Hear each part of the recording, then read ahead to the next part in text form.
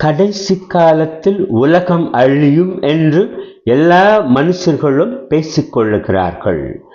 ஒரு புஸ்தகத்தின் கடைசி பக்கத்தை சுட்டி காண்பித்து, இதுதான் இந்த புஸ்தகத்தினுடைய கடைசி பகுதி என்று நாம் சொல்லுகிறோம். அதுபோல இந்த உலகத்தினுடைய கடைசி காலம் இதுதான் என்பதை நம்மால் சுட்டி காண்பிக்க முடியுமா? எது கடைசி காலம் என்பதை மனுஷர்கள் சரியாக இன்னும் புரிந்து கொள்ளாதவர்களாக இந்த உலகத்தில் வாழ்ந்து கொண்டிருக்கிறார்கள். கர்த்தராகிய இயேசு கிறிஸ்துவானவர் வருகிறார் வருகிறார் வருகிறார் என்று சொல்லிக்கொண்டே இருக்கிறார்கள். 2025 வருஷங்கள் ஆகிவிட்டது, இன்னும் அவர் வரவில்லை. ஆகையினால இந்த கடைசி காலம் எப்போது சம்பவிக்குமோ என்பது நமக்கு தெரியாது. அது வரையிலும் நாம் இந்த உலகத்திலே நம்முடைய இஷ்டப்படி ஜாலியாக இருக்கலாம் என்று மனுஷர்கள் நினைத்து கொண்டிருக்கிறார்கள். கடைசி காலம் இதுதான் என்பதை நிதானிக்க முடியாதவர்களாக இருக்கிறபடியினாலே அதற்குண்டான எச்சரிப்பை பெறாதவர்களாக இந்த உலகத்திலே மனுஷர்கள் வாழ்ந்து கொண்டிருக்கிறார்கள். ஏதோ இந்த உலகத்திலேயே மனுஷர்கள் காலம் காலமாகவே இருக்க போகிறவர்களாக தங்களை நினைத்து கொண்டிருக்கிறார்கள். பிரியமானவர்களே, கடைசி காலம் எது என்பதை பரிசுத்த வேதாகமத்தில் சில வசனங்களை வாசித்து கர்த்தருடைய நாமத்தை மகிமைப்படுத்தலாமா? அப்போஸ்தலனாகிய யோவான் எழுதின நிருபம் 1 யோவான் 2ஆம் அதிகாரம் 18ஆம் வசனம். பிள்ளைகளே, இது கடைசி காலமாயிருக்கிறது, இது கடைசி காலமாயிருக்கிறது என்று அப்போஸ்தலனாகிய யோவான் சொல்லுகிறான். அப்போஸ்தலனாகிய பேதுரு 1 பேதுரு 1ஆம் அதிகாரம் 20ஆம் வசனத்தில் என்ன சொல்லுகிறான் பாருங்கள்.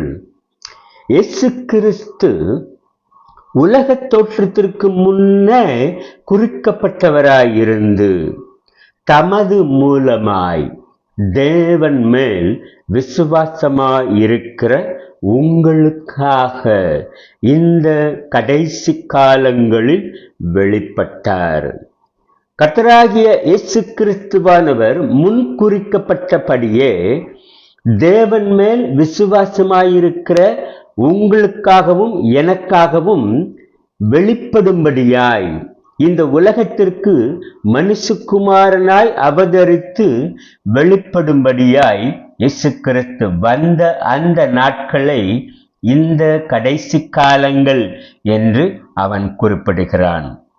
எபிரேயருக்கு எழுதின பொதுவான நிருபத்திலும் 9ஆம் அதிகாரம் 26ஆம் வசனம், இயேசு கிறிஸ்து தம்மை தாமே பலியிடுகிறதினாலே பாவங்களை நீக்கும் பொருட்டாக இந்த கடைசி காலத்தில் ஒரே தரம் வெளிப்பட்டார். பிரியமானவர்களே, வாசிக்கப்பட்ட 3 வசனங்களிலும் ஒரு முக்கியமான வார்த்தையை நன்றாக கவனித்து உற்று நோக்கி பாருங்கள். அப்போஸ்தலனாகிய யோவான் சொன்ன வார்த்தை, இது கடைசி காலமாய் இருக்கிறது. அப்போஸ்தலனாகிய பேதுருவும் இந்த கடைசி காலங்களில் இயேசு கிறிஸ்துவானவர் வெளிப்பட்டார் என்று சொல்லுகிறான். அப்படி என்றால் இந்த நிருபங்கள் எழுதப்பட்ட காலம் 1ஆம் நூற்றாண்டு அல்லவா? அப்படி என்றால் 1ஆம் நூற்றாண்டிலேயே அவர்கள் எழுதின நிருபத்தில் அவர்கள் வாழ்ந்த அந்த காலத்தை கடைசி காலம் என்று அவர்கள் சுட்டி காண்பித்திருக்கிறார்கள். இன்னொரு முக்கியமான மிகவும் மேன்மையான ஒரு காரியத்தை இந்த வசனங்களிலே பார்க்க முடிகிறது. இந்த கடைசி காலங்களிலே கர்த்தராகிய இயேசு கிறிஸ்துவானவர் உலகத்தின் பாவத்தை சுமந்து தீர்க்கிற தேவாட்டுக்குட்டியாக வெளிப்பட்டார். அப்படி என்றால் இயேசு கிறிஸ்து தன்னுடைய முதலாம் வருகையிலே தம்மை பலியாக ஒப்பு கொடுக்கும்படி இந்த பூமிக்கு வந்தார் அல்லவா? அந்த காலத்தை, அந்த நாட்களை கடைசி காலங்கள் என்று இவர்கள் சுட்டி காண்பிக்கிறார்கள். இந்த வசனங்களிலிருந்து நாம் கற்றுக்கொள்ளுகிற பாடம் என்ன? இயேசு கிறிஸ்துவானவருடைய முதலாம் வருகையிலேயே மனுஷர்களுடைய பாவங்களுக்காக தம்மை அடிக்கப்படுகிறதற்கு ஒப்புக் கொடுக்கும்படியாய் மனுஷகுமாரனாய் அவர் அவதரித்த அந்த முதலாம் வருகையிலேயே இந்த கடைசி காலம் ஆரம்பமாகிவிட்டது.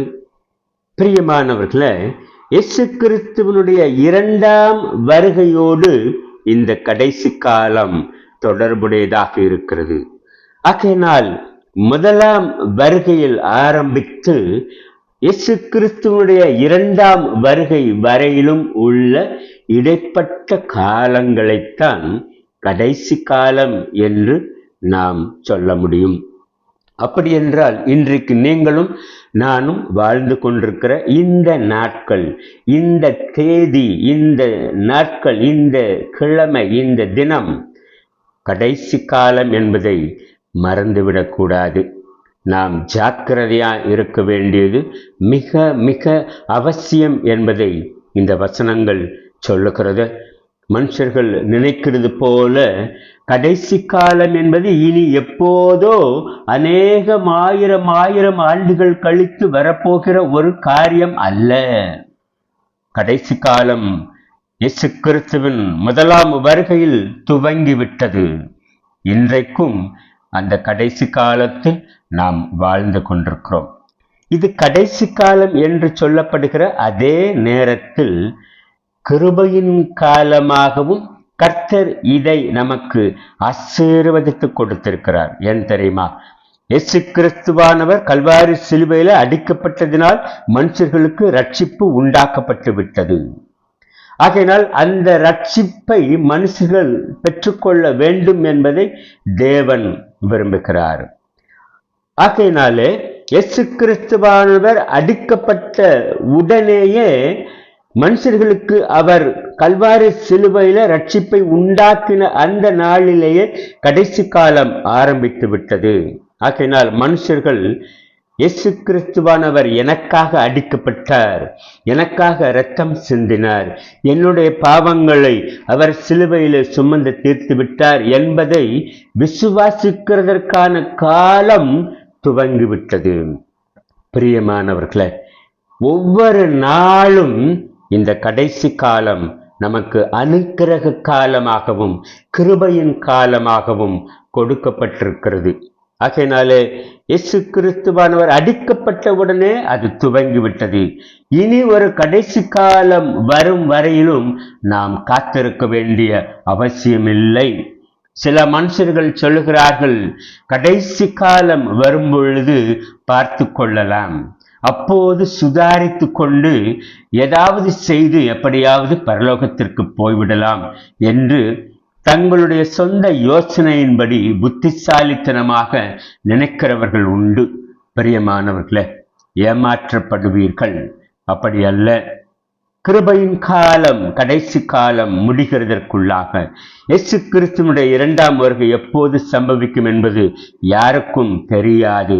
ஆகையினாலே இன்றைய தினமே, இப்போதே இந்த கர்த்தராகிய இயேசு கிறிஸ்துவை ஒருவேளை நீங்கள் அறியாதவர்களாக இருப்பீர்கள் என்றால் அவரை உங்கள் சொந்த இரட்சகராக தெய்வமாக ஏற்றுக்கொள்ளும்படி அன்போடு கேட்டுக்கொள்கிறேன்.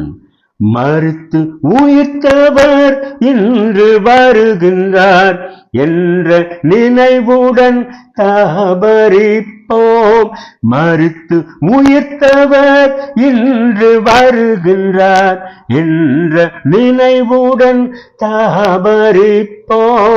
மங்கள நாள் விடியும் காலை எங்கும் கன்னியாய் காத்திருப்போம். ராஜனே வருகை காண காலத்துளிகள் தெரிகின்றன. ஏற்றுவே நீர் வரும்போது ஏற்றுக்கொண்டவர் பாக்கியவான்கள் அன்றோ. வாரும் இயேசுவே வாரும், வாரும் விரைந்து வாரும். பிரியமானவர்களே, இந்த இயேசு கிறிஸ்துவை இப்போதே சொந்த தெய்வமாக இரட்சகராக ஏற்றுக்கொள்ளலாமா?